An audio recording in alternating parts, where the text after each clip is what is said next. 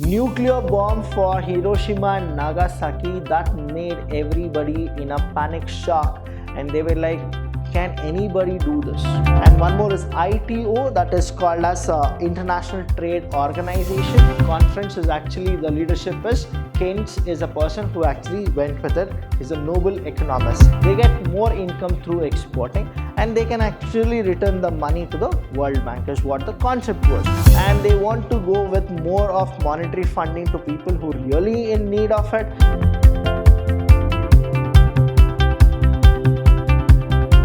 Hello everybody, a warm welcome to one and all. I'm Abhilash Chandra from the Department of Commerce and Management in Vidhyashram PU College, the Temple of Excellence. Welcome to the 14th session, and I'll tell you here students, in this session you're going to understand about the institutions which are formed for the international trade. Now when we go with the international business and international trade, you will be surprised that international trade is a part of international business. When we go with international business, it is not just a process of buying and selling of goods. It's a process where you go with more of exporting and importing. And I'll tell you, all the country, they always want to move with exporting more, and they want to reduce importing. The reason here is, I told you in all the sessions here, that is, when you go for more exporting, what happens is money comes to the country. That is, we will be rich and economically we can be developed. That's the reason whenever they go with any of the infrastructure development or something, they always think about how to go with more of foreign direct investment called FDI. And there are few agencies and institutions in India, within India, who always support exporting. Now we will actually go with what are the institutions internationally they support the business. Now the first one here which you people should know is, that is the International Trade Institutes and Trade Agreement. Now you all know that what really happened in World War I and World War II. Now World War I and World War II, that result to a peace harmony, that is after the World War II, many of the countries, they actually came up, they discussed that should we really want these wars. And I'll tell you this Japanese thing which USA did it, that is the nuclear bomb for Hiroshima and Nagasaki that made everybody in a panic shock, and they were like, can anybody do this? Is humanity dead or alive?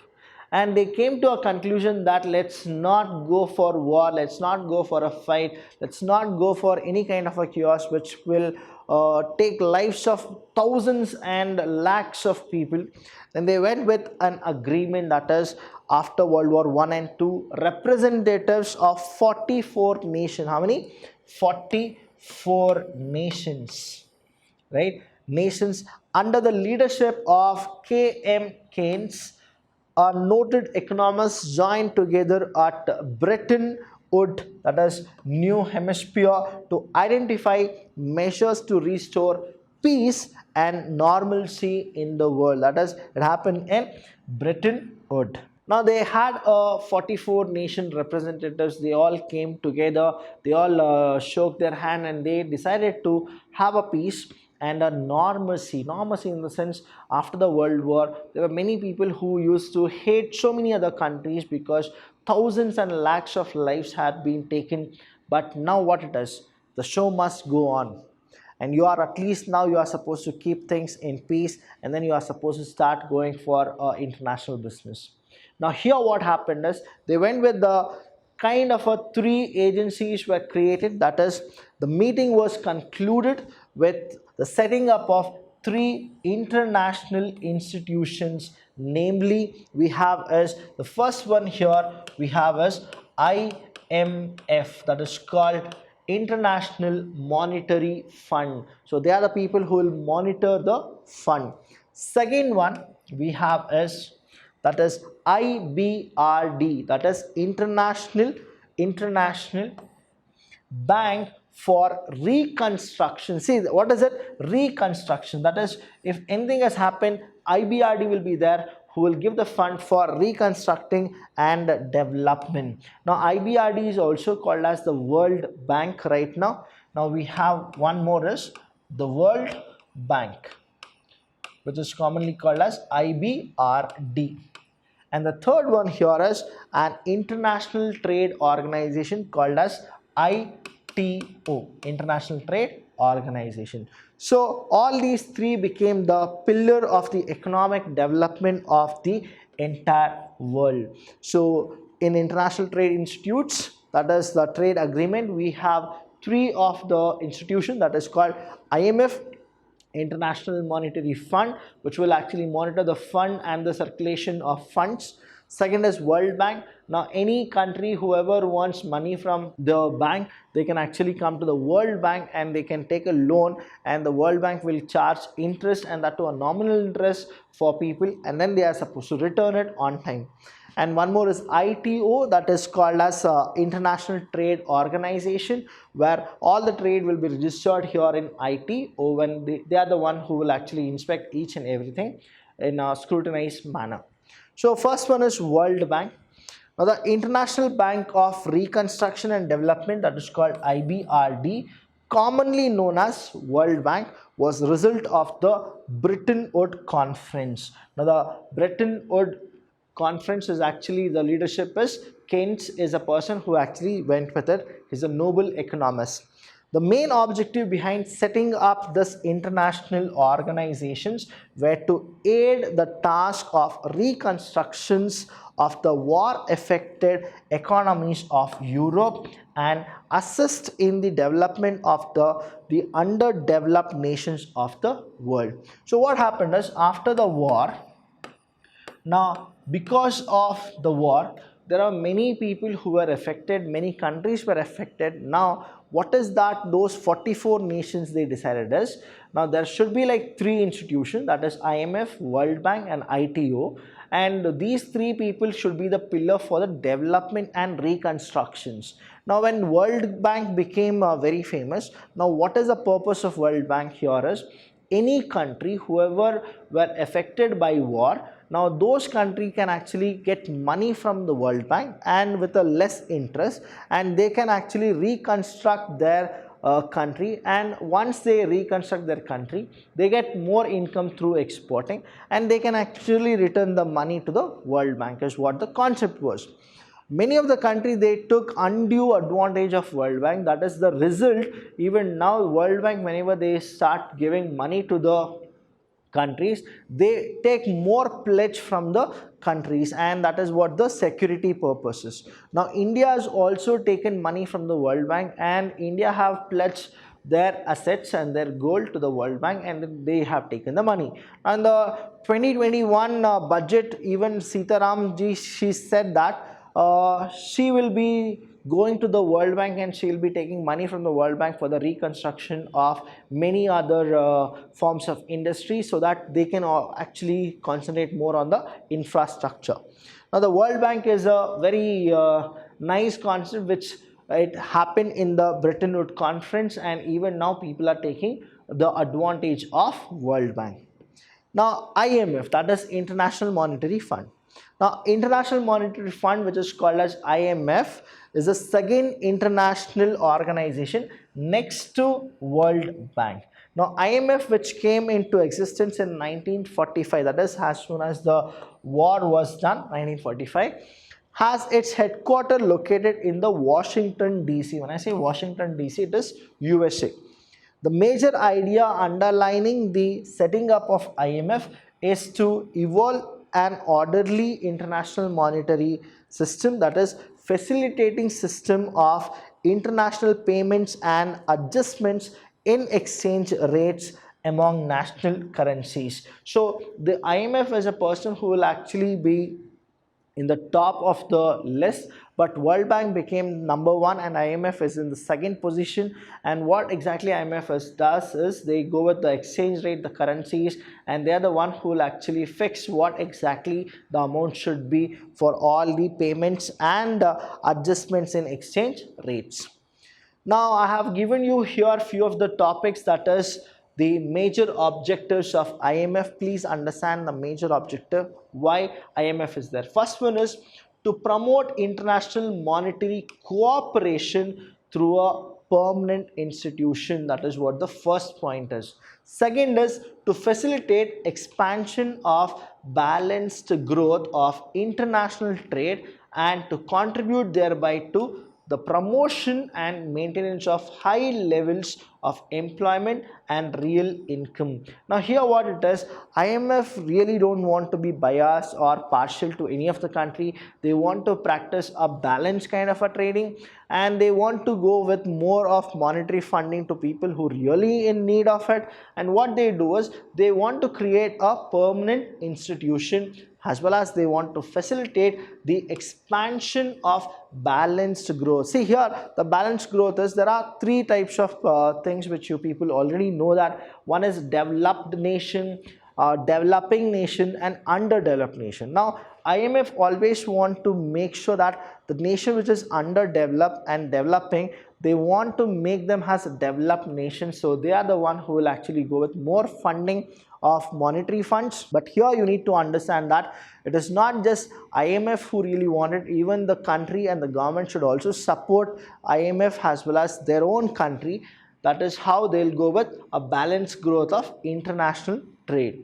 To promote exchange stability, see, to promote exchange stability with a view to maintain orderly exchange agreement among member countries. And the last one here is to assist in the establishment of multilateral, that is multilateral systems of payment in respect of current transaction between members. Now there are members who really want to actually go with it.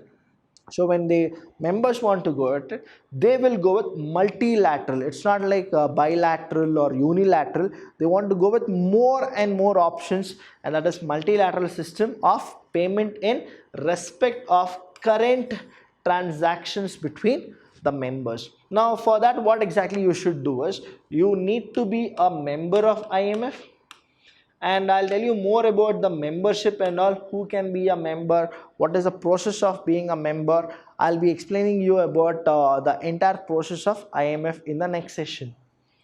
Now what are the functions of IMF? Now they have various functions. Some of the functions are like acting as short-term credit institution. That is, for a short term they'll actually give you the loan and you are supposed to pay back with interest.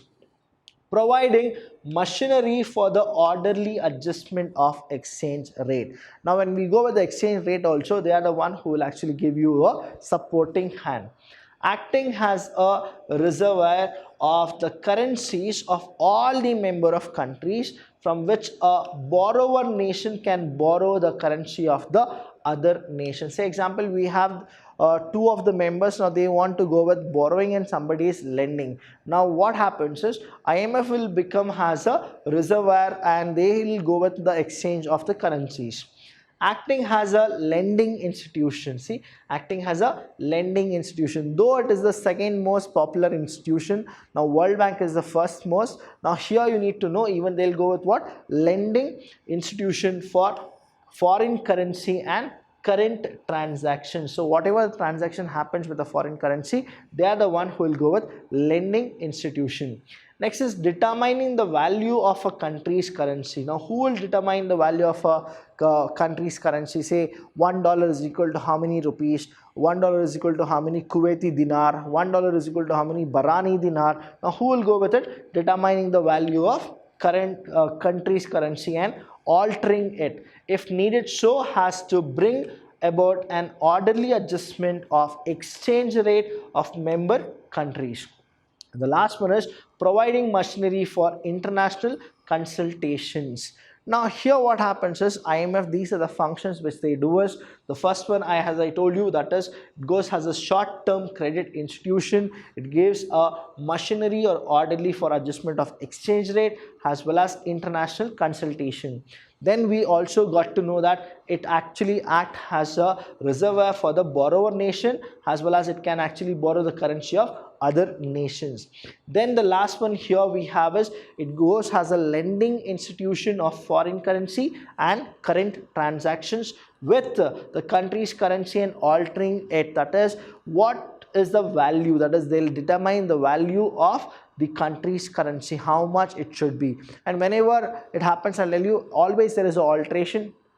Now say supposingly, I'm just giving an example, $1 is equal to so and so rupees. Now Indians are doing more of export. Now what happens is the currency value of India will be less. Now that means what? $1 is equal to less than whatever we used to have. That means the currency of India becomes more here. So who will actually decide all these things? The IMF is a person who will determine. What he'll do? He'll go with determining the value of a country's currency. So we'll go with the next one. Then the next topic here is WTO, that is called World Trade Organization. Please understand WTO and don't get confused with World Bank and World Trade Organization. Now the World Trade Organization came into existence in the 1st January 1995. It was formerly known as General Agreement for Tariff. Tariff means taxes, okay? Tariff and Trade. Now it's called GATT, G-A-T-T, General Agreement for Tariff and Trade. The headquarters of WTO is situated in Geneva, that is the Switzerland. Now I'll tell you more about the Switzerland. Please understand there is a company called Bata. Now even Bata is from Switzerland. Many people, they don't know. Now the shoe manufacturing company, that is what I'm talking about, is Bata. Even that is from Switzerland. So understand this. Bata was started by a person called Thomas Bata, and he with his two of the siblings, that is Antonio Bata and the younger sister, that is Anna Bata, the only sister they had. So they were the cobblers and they started Bata company in Switzerland. So even WTO, the minute you understand WTO, you think about the Bata company. Now Bata company and WTO both are situated in Switzerland. Okay, done. Now these are the information which I always wanted to give it to all the students, that is IMF and WTO. In the next session, that will be the last session of your PUC. Please go through all the sessions. Any doubt you have, students, please do call us. We are always there to help you. Thank you so much. I'll see you in the last session. Thank you.